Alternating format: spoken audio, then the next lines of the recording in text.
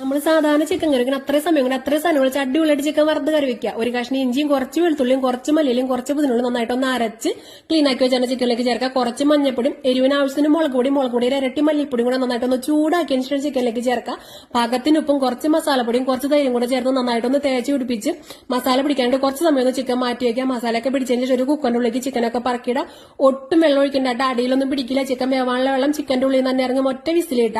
Whistle പോയതിനു ശേഷം കുറച്ച് എണ്ണ, ഒരുപാട് എണ്ണൊന്നും വേണ്ട, വെന്ത ചിക്കൻ ആയതുകൊണ്ട് ചിക്കനൊക്കെ പെട്ടെന്ന് തന്നെ വറുത്ത് കിട്ടും.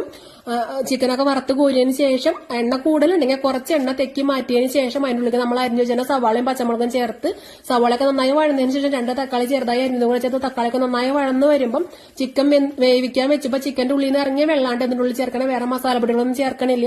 അത് നന്നായിട്ടൊന്ന് തിളച്ച് വരുമ്പോൾ നമ്മൾ വറുത്ത് വെച്ചാൽ ചിക്കനും ചേർത്ത് നന്നായിട്ടൊന്ന് തിളയ്ക്കുമ്പോൾ കുറച്ച് മല്ലിയിലും കൂടെ തൂവി കഴിഞ്ഞാൽ അടിപൊളി ചിക്കൻ കറി റെഡിയിടാ. ചോറിനും ചപ്പാത്തിക്കും ബിരിയാണിക്കും ഒക്കെ അടിപൊളിയാട്ടോ.